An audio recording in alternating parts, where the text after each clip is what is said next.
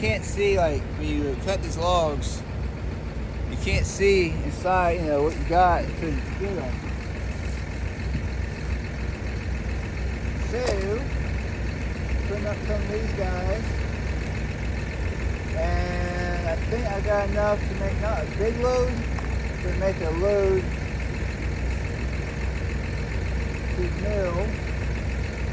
And I gotta come back and run the saw in preparation to bring the horses out tomorrow.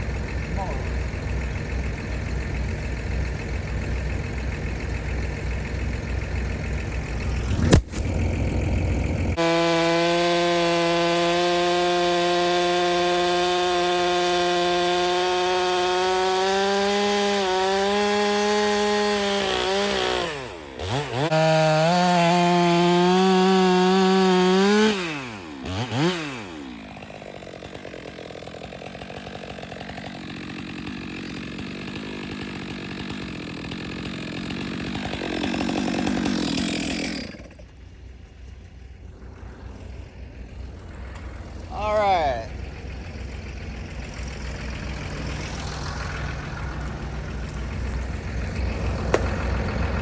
See, we can.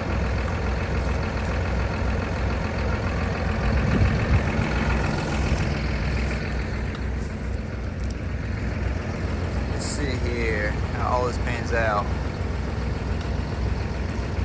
The tractor's pouring downhill pretty good. My load's the truck, so I can't grab too much with it.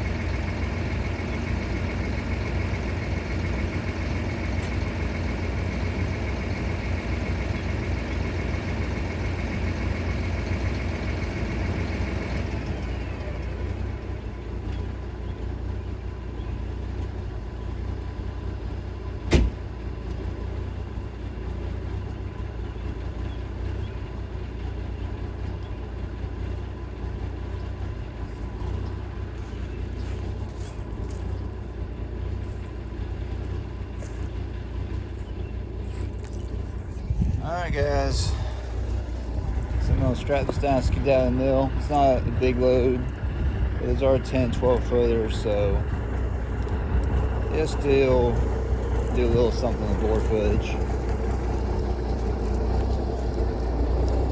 Those are all last week's logs. I'm going to get them to the mill and then I'll come back and run the chainsaw. Anyway, alright.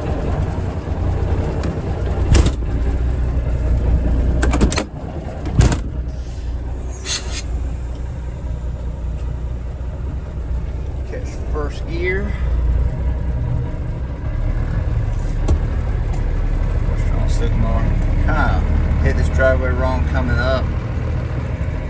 Done a couple of loads before this, I hit just right, so I'm going to try to drive over, again make a choppy spin, or drive over that, back it back down where it loosened it up.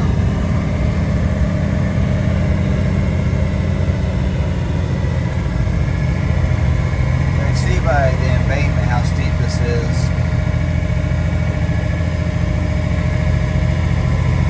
One thing about this old truck is it's got good brakes.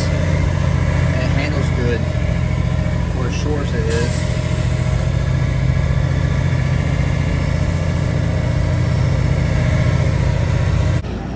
Well, here we are at the mill, guys, with the baby load.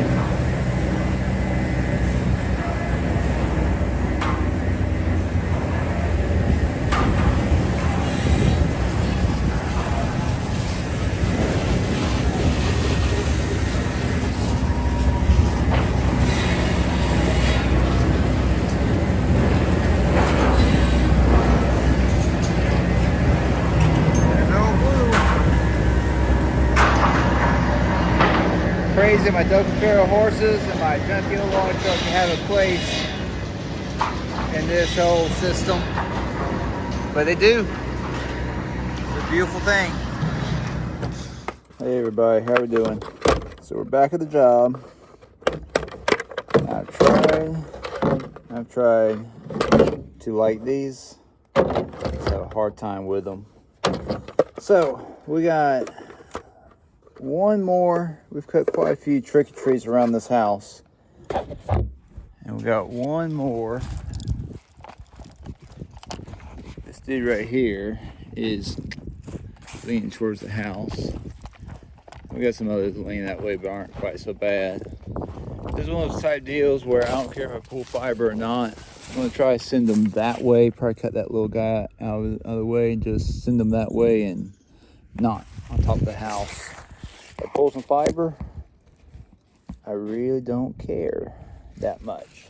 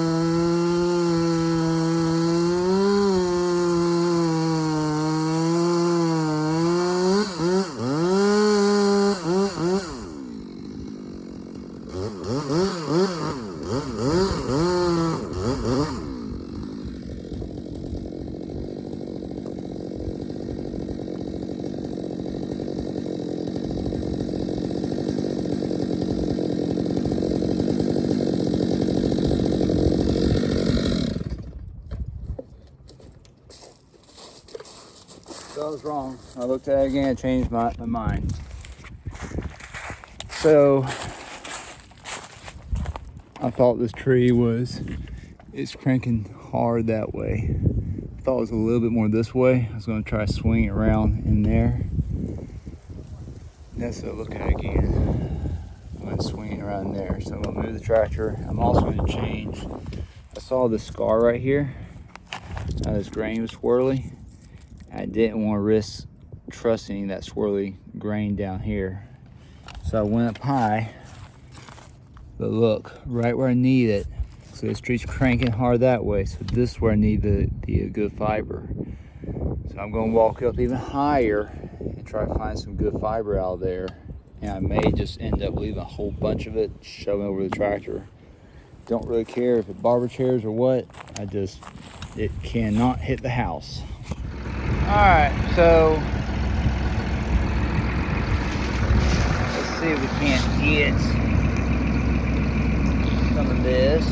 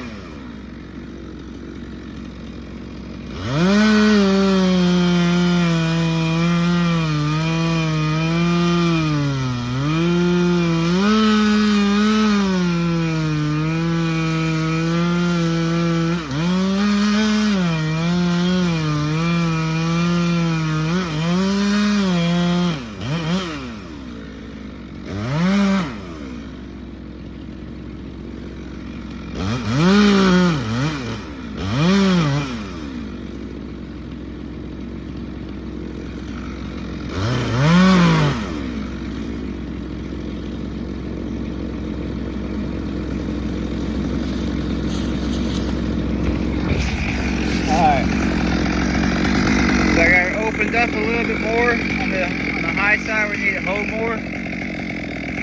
Got it not perfect right here, but I'm going to board cut on this side. Just one foot there. I might clean that up a little bit. See how she goes.